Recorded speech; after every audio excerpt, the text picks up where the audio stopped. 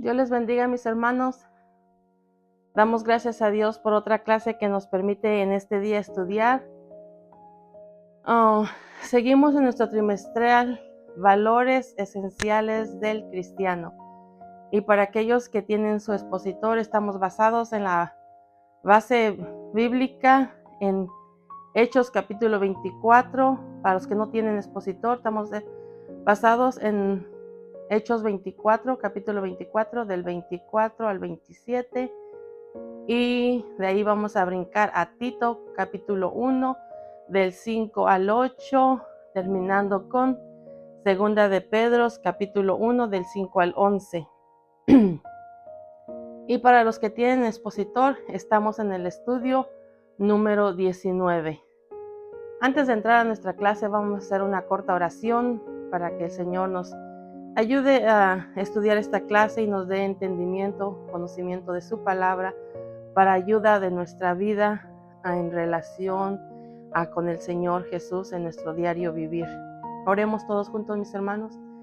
Amantísimo y Dios Todopoderoso, te damos muchas gracias, Dios Padre, por este día, Padre Santo, que tú nos permites una vez más el aprender de tu palabra a través de un estudio más, Dios Padre. Gracias por la vida de mis hermanos que se esmeran día tras día, Señor, por dejarnos estas enseñanzas a través de un expositor, Padre Santo, para aprender y estudiar tu palabra, Señor. Rogamos que tu Espíritu Santo nos ayude a entender lo que tú nos quieres hablar en este día, Señor.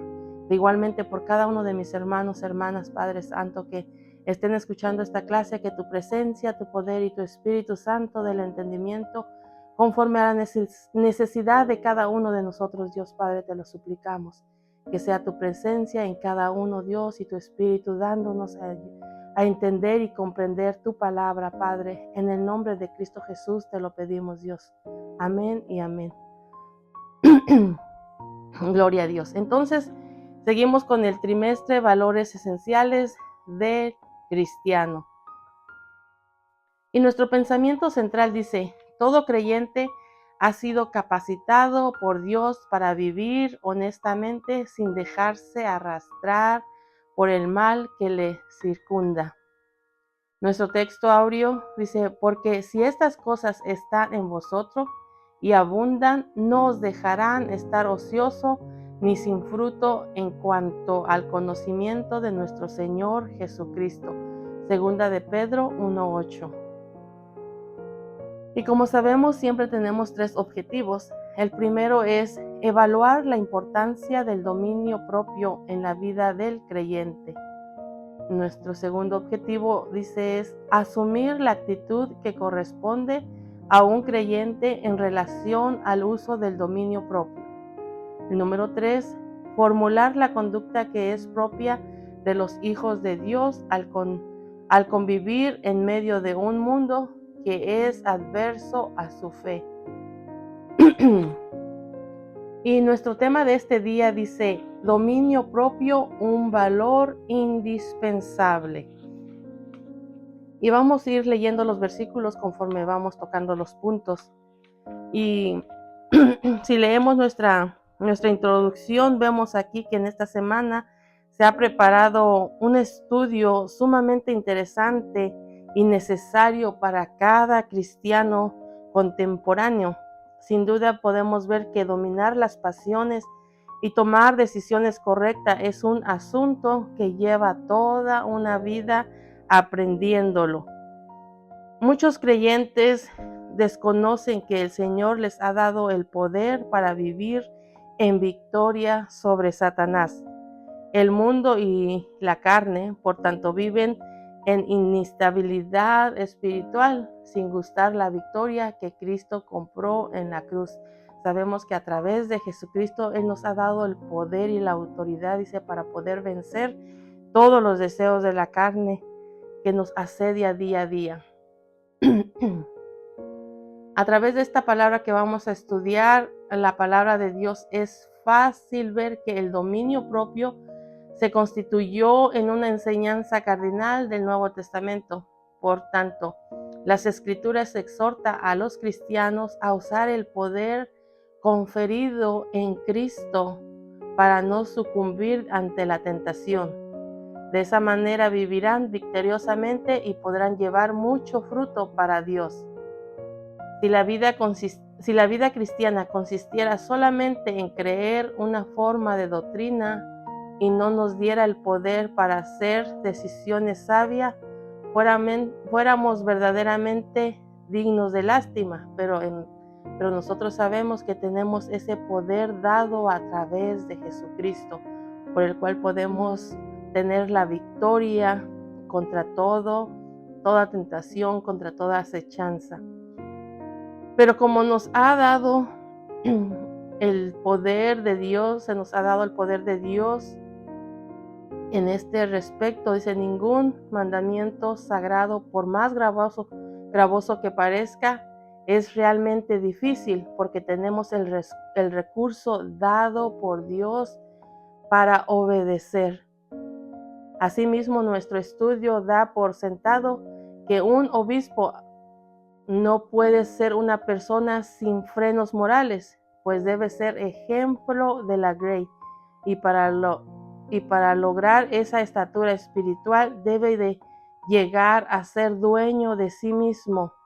En la historia hemos conocido personas que ostentan el santo ministerio, pero pierden fácilmente los estribos y con absoluta ausencia de templanza se dejan llevar por emociones. Si la reacción emocional es negativa en ellos, pueden hacer mucho daño a la iglesia. Pero cuando hay dominio propio, se impone la paciencia y la ternura de Cristo en la vida de cada cristiano, por lo cual se crea un ambiente de paz que edifica a todos. Entre el conocimiento que debemos adquirir y la paciencia se encuentra el deber de añadir también dominio propio. Que el Señor nos ayude a tener esa paciencia, ese dominio propio y ese conocimiento que obtenemos a través de Jesucristo en medio de la palabra. Gloria a Dios. Entonces, entremos a nuestro punto número 1, que dice, el dominio propio era parte del discurso de Pablo, lo que habla en Hechos 24, capítulo 24, versículo 24 al 27, pero vamos a leer solamente el 24 y el 25. Ay, perdón por la garganta, que lo tengo un poco reseca. Dice el 24 y el 25. Algunos días después, viniendo Félix con Drusila, su mujer, que era judía, llamó a Pablo y le oyó acerca de la fe en Jesucristo. Pero al disertar Pablo acerca de la justicia, del dominio propio y del juicio venidero, Félix se espantó y dijo, ahora vete, pero cuando tenga oportunidad te llamaré. El inciso A dice, Pablo habló del dominio propio delante del gobernador. Entonces, en esta manera vemos cómo Dios guía a los eventos en la vida de sus siervos para que tengan y lleven la oportunidad de enseñar de la palabra de Dios. Entonces aquí vemos cómo Pablo era llamado nuevamente. Aquí el versículo 4 vemos que se hace, dice, evidente que Pablo estaba preso. ¿Por qué? Porque tenía un largo proceso judicial frente a sí por causa de predicar el evangelio en medio de un ambiente hostil a Jesucristo. Entonces nosotros podemos ver que cada hijo de Dios debe estar dispuesto a padecer persecución a causa de su fe y aprovechar también a la misma vez en medio de esa persecución donde se encuentra la persona, donde se ha llevado, también aprovechar esa oportunidad para dar testimonio de Jesucristo. Eso es lo que vemos aquí, Pablo estando encarcelado por predicar el evangelio, pero cada vez que se le llamaba, él aprovechaba el dar testimonio de Jesucristo, de su Salvador, lo que habla Lucas 21, capítulo 21, 12 y 13, que dice que algunos serán echados en cárceles, algunos serán perseguidos. ¿Para qué? Para dar testimonio. Entonces aquí vimos que el mismo Pablo expresó luego que a griegos y a no griegos, o sea, a gentiles o a judíos, era deudor, lo que habla en Romanos 1:14. Entonces vemos aquí que eso halló un exacto, dice, contexto en esta escritura, porque el gobernador Félix era casado con una mujer llamada Drusila, que era judía. Entonces aquí comprendemos que nuestra deuda mayor es la predicación del evangelio a todo el mundo. Siempre que nosotros tengamos esa oportunidad, tenemos esa responsabilidad de también dar la palabra de salvación a aquellas personas que lo necesitan. Y debemos, dice, tener voluntad de acción para llevar a cabo ese cometido sagrado, como nos dejó escrito el Señor, de ir y predicar el evangelio, dice, a toda criatura. Y siempre que tengamos esa oportunidad, tenemos que hacerlo. Aquí vemos que Pablo encarcelado, pero él aprovechaba para dar testimonio de Jesucristo. Dice, sabemos por este texto que el mismo gobernador llamó a Pablo para oírle acerca de su fe en Jesucristo. También no debemos de olvidar que Jesucristo y este crucificado es el mensaje central que debe estar en nuestros labios para entregar a todos. Lo que habla en 1 Corintios 2:2. Entonces, eso es lo que nosotros tenemos que hacer a cada uno de nosotros, dar ese mensaje de salvación cada vez que tengamos esa oportunidad. No podemos quedarnos sin dar la palabra de salvación cuando tengamos una oportunidad. Y si vemos en el versículo 5, da a entender que después de Pablo hablarle de Jesucristo, también dice, disertó con Félix acerca de la justicia y del dominio propio y del juicio venidero. Es digno recordar que el mensaje de salvación está ligado a la enseñanza sobre la justicia, porque precisamente el evangelio es el mensaje de la justicia de Dios revelada a través de Jesucristo, lo que nos habla en Romanos capítulo 3, 21 y 22. Vemos que asimismo el dominio propio es una doctrina que armoniza con el evangelio, porque nadie que oiga el evangelio está obligada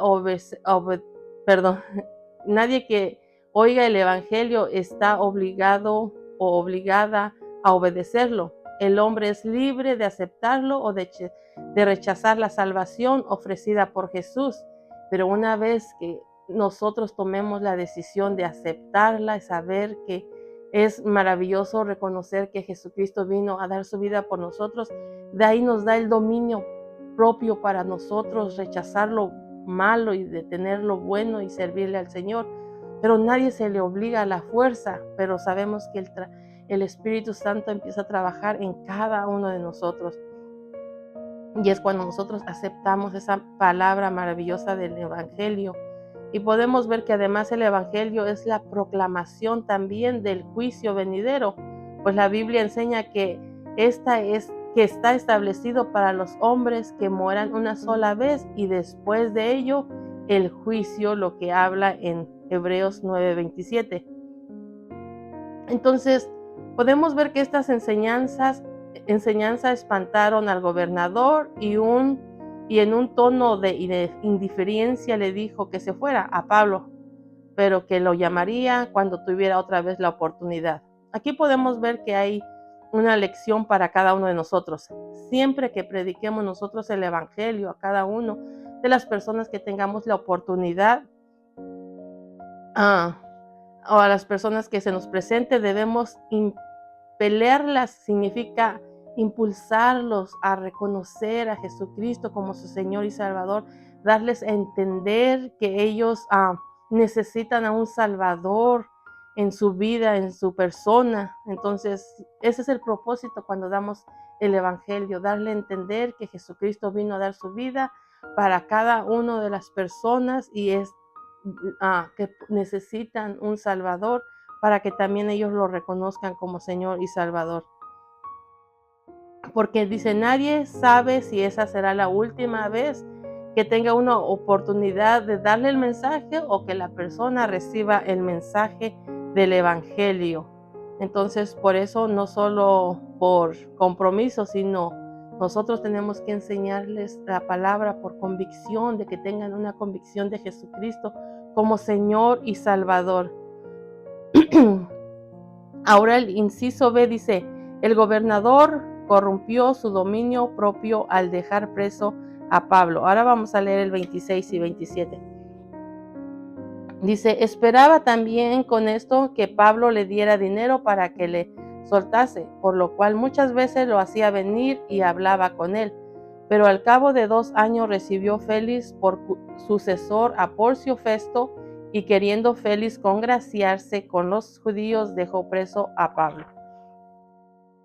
Entonces, vemos en esta sección, demuestra que muchos que están en lugares de eminencia para equilibrar la justicia son verdaderamente corruptos, no son justos, no hacen justicia y se dejan corromper.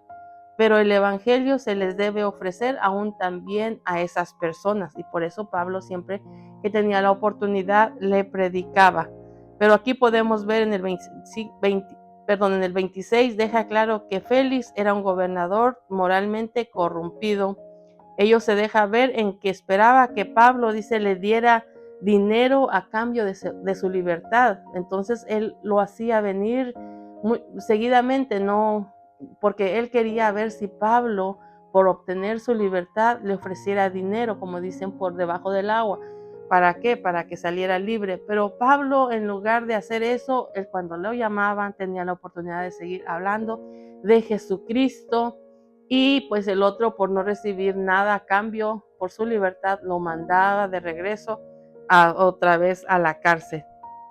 Entonces vemos aquí que era un gobernador corrupto. Sin embargo, el apóstol nunca lo hizo de esa manera, ofrecer dinero por su libertad. Vemos aquí que la corrupción en el gobierno o en el gobernador no fue algo de un día. El contexto muestra que hacía venir a Pablo muchas veces o con frecuencia, con el mismo propósito de que le ofreciera dinero a cambio de su libertad. Entonces nosotros los creyentes debemos orar por los hombres como Félix, que Dios tenga misericordia de ellos, que abran su mente y que puedan, como dice la palabra, resplandecerles la luz del evangelio también, porque también necesitan a Jesucristo. ¿Y para qué? Para que puedan tener esa piedad, para que tengan esa honestidad y no sean personas corruptas, como habla en 1 de Timoteo 2, 1 y 2. Entonces, en el versículo 27 se hace explícito el hecho de que todo hombre tiene dominio propio y lo puede usar para bien o para mal. Definitivamente, al oír muchas veces a Pablo disertar sobre la palabra de Dios, vemos aquí que el gobernador sabía de la inocencia de Pablo. A Félix le sería fácil entender que Pablo estaba preso por causa de su fe y no por algún delito de criminal, o porque había matado, o porque había hecho cosas que merecían estar en la cárcel, pero él sabía que él estaba ahí por predicar el evangelio por causa de su fe.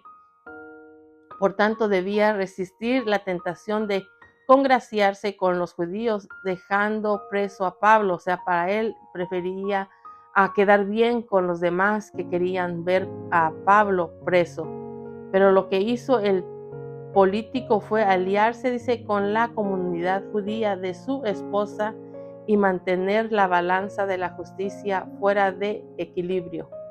Mientras servimos al Señor, debemos dar por cierto que muchas veces seremos tratados injustamente por hombres pusilánimes, dice, que en lugar de ser dueños de sí mismo y tomar una buena decisión, hacer lo correcto, o sea, vamos a pasar varias veces o algunas veces injusticia.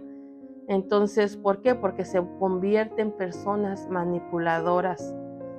Son de esos a los que el apoyo popular les interesa más que la justicia. Entonces, de esa calaña era también Poncio, ¿se acuerdan? Poncio Pilato, quien después de comprobar que Jesús era inocente, así y todo, lo trató como culpable y lo entregó para ser castigado con la muerte. Él nada más dijo, yo me lavo las manos de todo esto, y lo entregó para ser crucificado. Eso lo halla usted en Lucas 23, capítulo 23, versículo 3 al 25. En contraste a Félix, el apóstol Pablo hizo gala de un sano dominio propio al no ceder a comprar su libertad con dinero dado al corrupto gobernante. Siempre recordemos que la dignidad debe ser un elemento motivador de nuestras mejores decisiones. No era algo bonito, digamos, que él estuviera en la cárcel, pero prefería él seguir con su dignidad y no pedir su libertad a cambio de dinero o como dice uno, comprar su libertad dando dinero a corrupto. Entonces, el punto número 2 dice, el obispo cristiano debe tener dominio propio. Ahora vamos a ir a Tito, capítulo 1, versículos 5 al 9, y vamos a leer solamente el 5 y el 6 por el momento. Tito 1, 5 y 6 dice, por esta causa te dejé en Creta para que corrigieses lo deficiente y establecieses ancianos en cada ciudad, así como yo te mandé. El que fuere irreprensible, marido de una sola mujer y tenga hijos creyentes, que no estén acusados de disoluciones ni rebeldía. Hasta ahí. Ahora podemos ver que Pablo está hablando hacia Tito. Vemos que en esta porción de la carta dice el inciso A, la falta de dominio propio es una deficiencia que se debe corregir. Entonces vemos que en esta porción de la carta del apóstol Pablo a uno de sus hijos espirituales, esto es a Tito, de aquí podemos aprender grandes lecciones sobre la necesidad del dominio propio en cada uno de los siervos de Dios. Entonces dice que por esa causa dejó a Tito en Creta. ¿Para qué?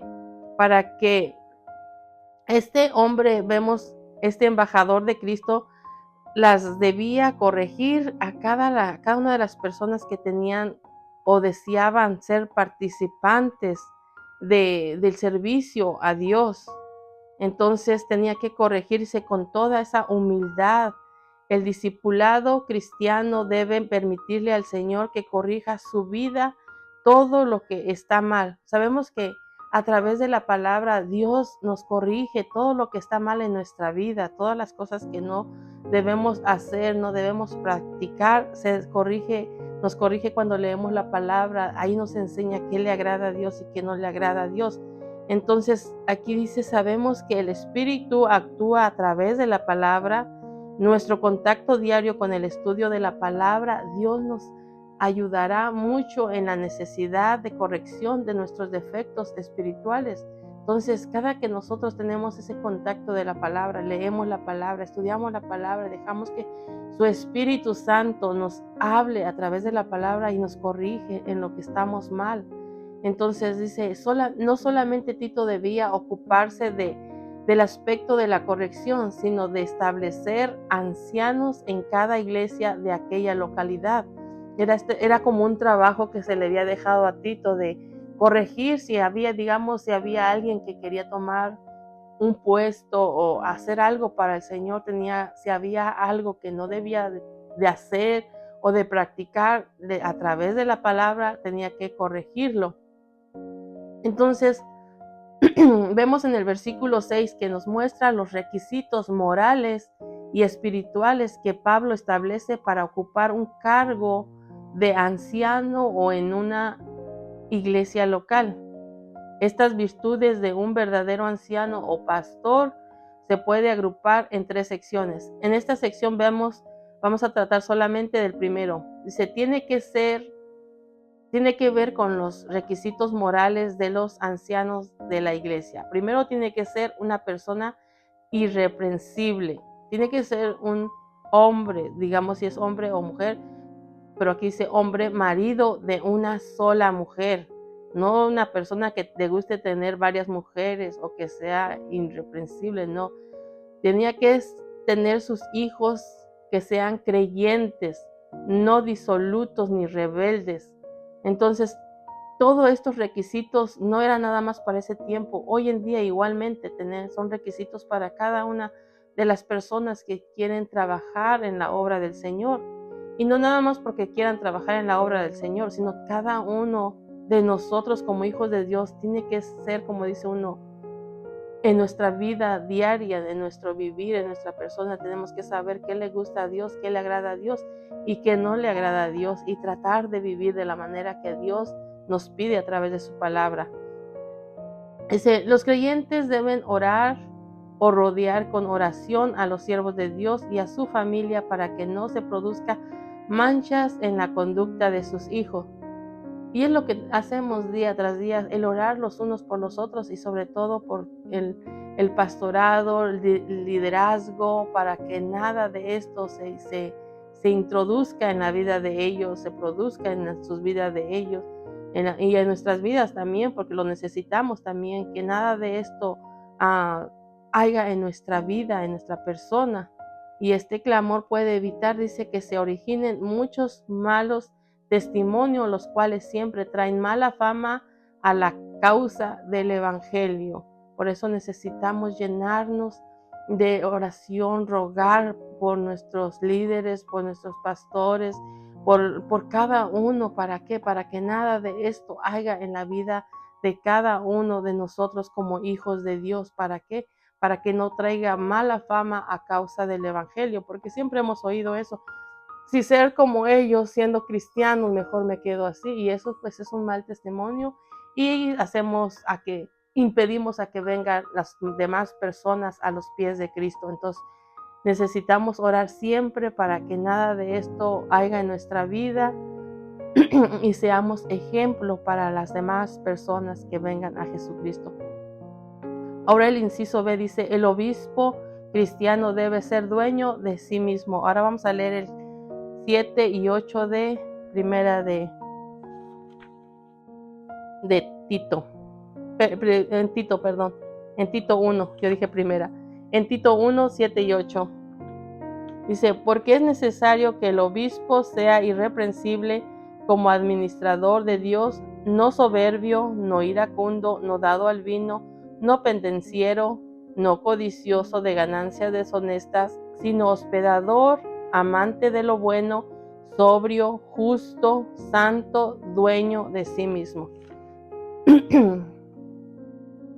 Entonces dice, el obispo cristiano debe ser dueño de sí mismo. Entonces, en este segundo grupo vemos las virtudes que Pablo pide del pastor o del anciano, que tiene que ver con su capacidad de administrativa.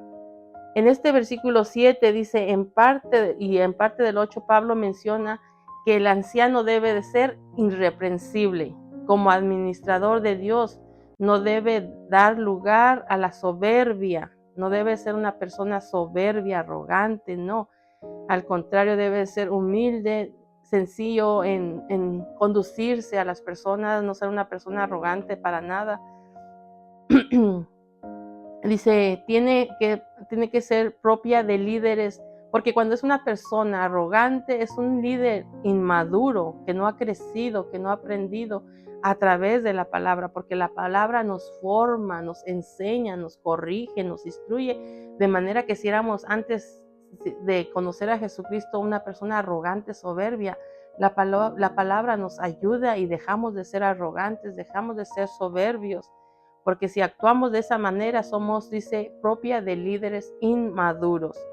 También Pablo hace ver que un hombre está incapacitado para ejercer el pastorado si tiene vicios solapados como peleas o codicias de ganancias deshonestas o negocios fraudulentos. Si una persona, digamos, quiere ser pastor y practica estas cosas, o sea, no tiene esa oportunidad, se puede decir. ¿Por qué? Porque la palabra no nos manda de que todas estas cosas, si practicamos, no podemos ser participante o no estamos capacitados o no está capacitado la persona si tiene estos vicios de peleas, de codicias, de ganancias deshonestas o de negocios fraudulentos. Eso no, todas esas cosas no son agradables delante de Dios. Entonces está incapacitado para ejercer un pastorado o tener parte como un anciano en la iglesia. El tercer grupo tiene que ver con el carácter cristiano, dice. Entre las 7 características que el apóstol menciona en Tito 1, capítulo 1, del 8 al 9, sobresalen estas 4. Que el pastor debe ser amante de lo bueno. Tiene que ser santo y dueño de sí mismo y retenedor de la palabra fiel. ¿Por qué? Porque eso le daría la autoridad para que pueda enseñar a los demás. Porque con eso tiene la libertad de enseñar lo que manda la palabra, sin nada que, como dice, sin nada que lo acuse, sin nada que pueda estar escondiendo, sin nada que pueda después decir, ay no, ¿qué tal si me descubren que me gusta hacer o jugar esto o tener este vicio? No, todo eso son requisitos para un pastorado o para un anciano de la iglesia que tenga un obispado, como dice. También nos muestra en este estudio del versículo 8, donde Pablo menciona este rasgo de una sana vida ministerial, el ser dueño de sí mismo, lo que habla en 1 Timoteo 4, 7 y 8. El mismo apóstol recuerda a Timoteo la importancia que tiene la vida de piedad. Cuando la compara con el ejercicio corporal, lo que habla en 1 Timoteo 4, 7 y 8, dice, cuando lo compara con el ejercicio corporal, dice que la piedad aprovecha para todo, mientras que el ejercicio solo para poco es provechoso. Así entendemos que el dominio propio o el ser dueño de uno mismo nos ayuda mucho en ejercitarnos para la piedad. Cada creyente afrenta ataques del tentador, pero muy especialmente los que sirven a Cristo como ministros en la iglesia. Estos están bajo acechanzas fuertes del maligno. Satanás sabe que si se hiere al pastor, las ovejas son dispersas, lo que habla en Zacarías 13, capítulo 13, versículo 7. Sabemos que el enemigo siempre va a estar buscando de la manera de cómo acechar a los siervos de Dios, de cómo acechar a los líderes, de cómo acecharlos. ¿Por qué? Porque una vez que tumba uno es un desastre, o cada vez que hace tropezar uno es un desastre, o cada vez que quiera es un desastre, como dice aquí. O sea, una vez que tumba la cabeza, hiere, dice, la cabeza, entonces las ovejas son dispersas. Pero por eso necesitamos cada uno de nosotros siempre orarle al Señor, a pedirle misericordia, a pedirle que nos cubra, que nos llene con su Santo Espíritu, para que cada vez que el enemigo quiera poner tropiezo, pueda poner tentación, aprendamos. Y como nos decían, un segundo tenemos para darnos la vuelta si es la tentación y huir por nuestras vidas. Por tanto, dice, lucha para lograr ese acoso. El diablo siempre anda buscando cómo acosar y cómo dañar, tanto ¿para qué? Para destruir la grey del Dios.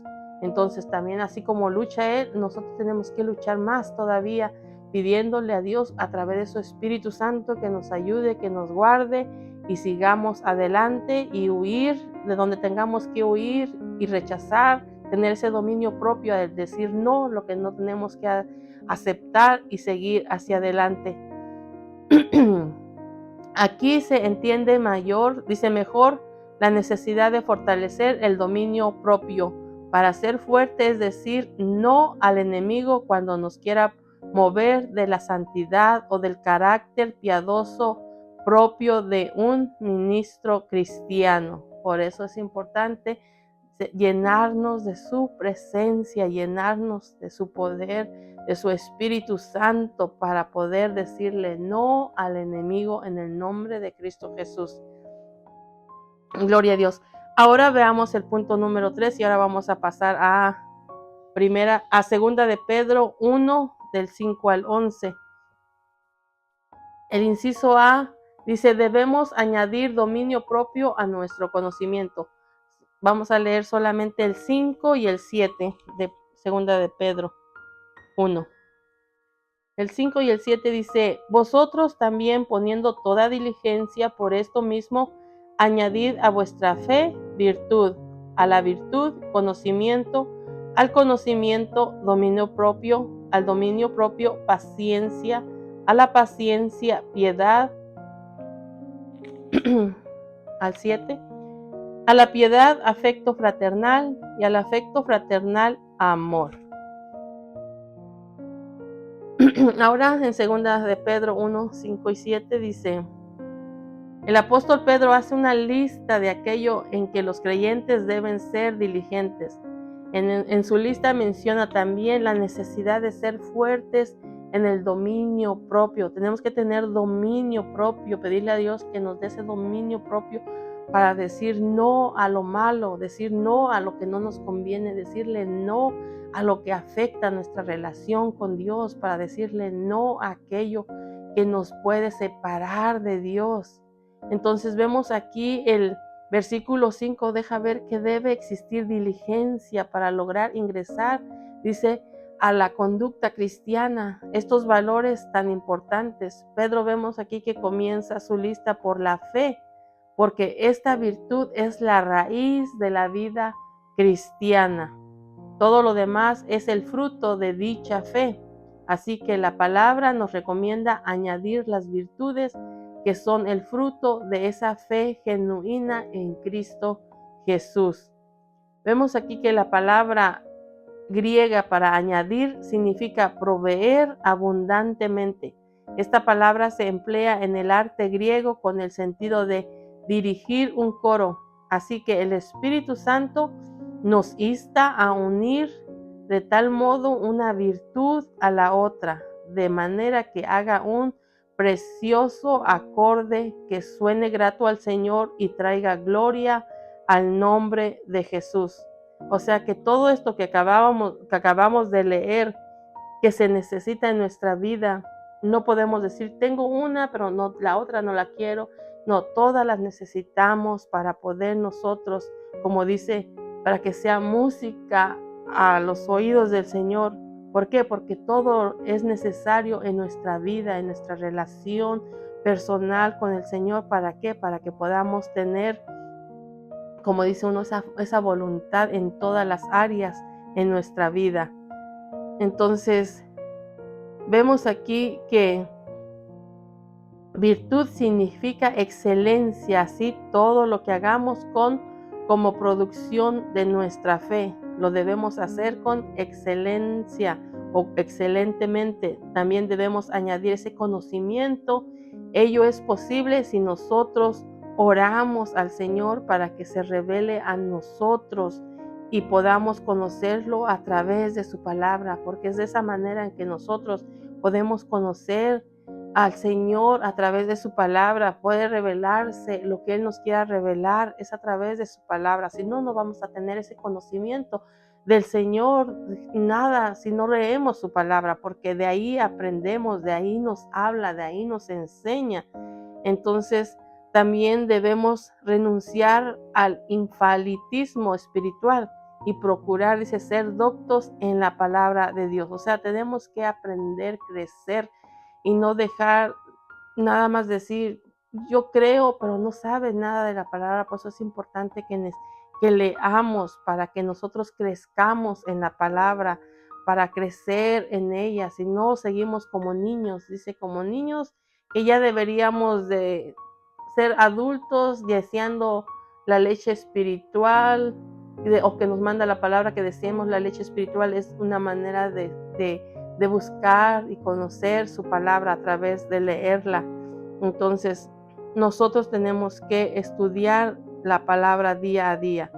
En el versículo 6 vemos que necesitamos la templanza o el dominio propio, porque esto nos ayudará a ser lícitos en todo lo que hacemos sin comprometer la justicia de Dios que nos ha dado en Cristo Jesús.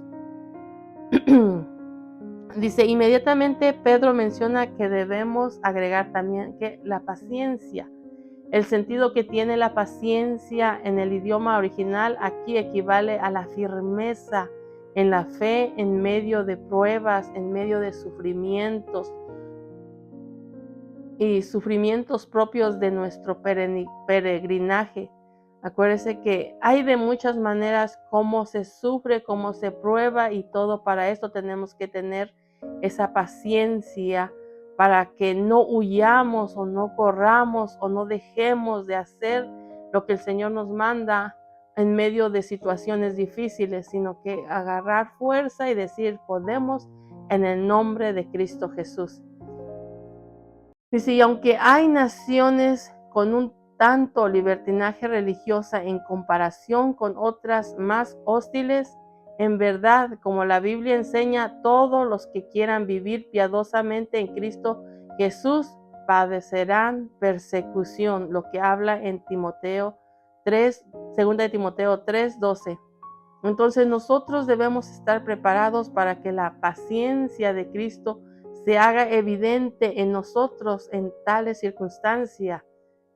Imagínense la paciencia que tuvo el Señor por amor hacia nosotros, en quedarse callado, en no renegar por todo lo que se le hacía, en no actuar de manera para defenderse. Por esa tuvo ahí una paciencia, una obediencia hasta la cruz, dice, y cruz de muerte de cruz. ¿Por qué? Por amor hacia nosotros. Entonces, si nosotros practicamos todo esto, vamos a mostrar lo que Jesucristo mostró también, por amor hacia nosotros, y nosotros también lo mostremos por amor a Él, mostrando que lo amamos, que también decidimos servirle y seguirle para honrar su nombre. Entonces, dice, debemos estar preparados para que la paciencia de Cristo se haga evidente en nosotros en tales circunstancias. La última virtud mencionada en el versículo 6 es la piedad. El sentido que tiene aquí implica reverencia, ese estado del alma donde procuramos conformarnos a la mente de Cristo. Y en el versículo 7 vemos que cita la necesidad de añadir el afecto fraternal. El afecto fraternal, lo cual implica amar a nuestros hermanos de la fe, como habla en Romanos 12:10. Aquí vemos que Pablo menciona esta virtud e invita a los hermanos a amarse los unos a los otros, dice, con amor fraternal.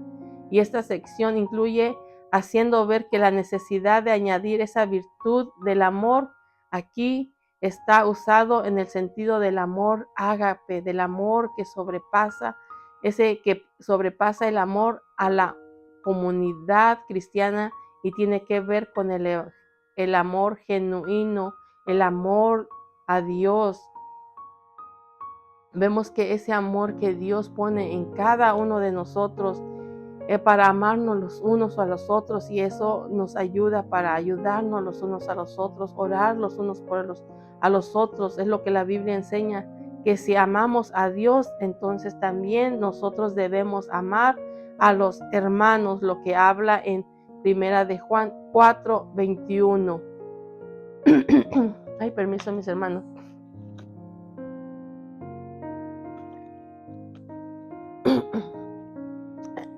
Lo que habla en primera de Juan 4:21, que nos amemos los unos a los otros, y amar también a los hermanos como amamos, o si decimos que amamos a Dios. En En el inciso B dice, las virtudes como el dominio propio nos permitirán fructificar. Ahora vamos a leer el 8 al 11 de Segunda de Pedro 1. Dice, porque si estas cosas están en vosotros y abundan, no os dejará estar ocioso ni sin fruto en cuanto al conocimiento de nuestro Señor Jesucristo. Pero el que no tiene estas cosas tiene la vista muy corta, es ciego, habiendo olvidado la purificación de sus antiguos pecados, por lo cual, hermanos, tanto más procurad hacer firme vuestra vocación y elección, porque haciendo estas cosas no caeréis jamás, porque de esta manera os será otorgada amplia y generosa entrada en el reino eterno de nuestro Señor y Salvador Jesucristo.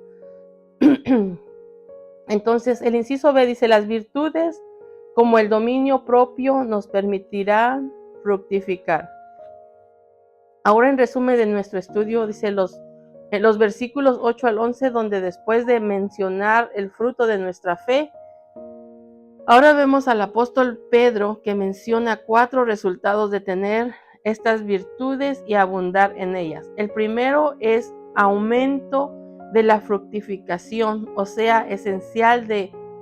ausencia de ociosidad. O sea, lo que quiere es que nos mantengamos trabajando para la obra del Señor y no que exactamente sea algo nada más de decir, no, pues la manera en que yo puedo trabajar solamente predicar y predicar. No, hay muchas maneras de cómo trabajar o mantenernos trabajando en la obra del Señor. Podemos estar orando en la casa y de muchas maneras. Pero si no hacemos nada, estamos ociosos, estamos ahí sin hacer nada, no somos fructíferos. Entonces, la idea es que no seremos estéril en cuanto al conocimiento de nuestro Señor Jesucristo. También es una manera, es estar leyendo la palabra, llenándose de la palabra, conociendo de la palabra. ¿Para qué? Para que conozcamos más acerca de nuestro Señor Jesucristo. En segundo, está relacionado con una perspectiva correcta de la vida cristiana que nos permitirá ver de lejos. Al respecto del versículo 9, deja ver que si esta perspectiva falta en la persona, entonces tendría ceguera espiritual, o por lo menos tendría muy corta vista. Porque si no conocemos, no nos instruimos, no leemos la palabra, pues no vamos a conocer nada de lo que el Señor nos quiere enseñar, o quién es, cómo es, qué le gusta, qué no le gusta. Y entonces estamos ciegos espiritualmente. Y es necesario que aprendamos de la palabra, porque así nadie con palabras suaves, con palabras elevadas, con palabras, como dice uno, que conocen demasiado, dando a entender, pero a lo mejor nos están engañando. Por eso siempre nos recomienda en nuestra iglesia, nuestra pastora, aprenda de la palabra para que nadie lo engañe. Porque si no aprendemos, si no nos llenamos, si no buscamos, si no escudriñamos, entonces totalmente estamos en una ceguera espiritual, porque no conocemos nada del Señor. Entonces viene siendo nuestra vista muy corta. Dice, si ese fuera el caso, hasta olvidaría la purificación de sus antiguos pecados.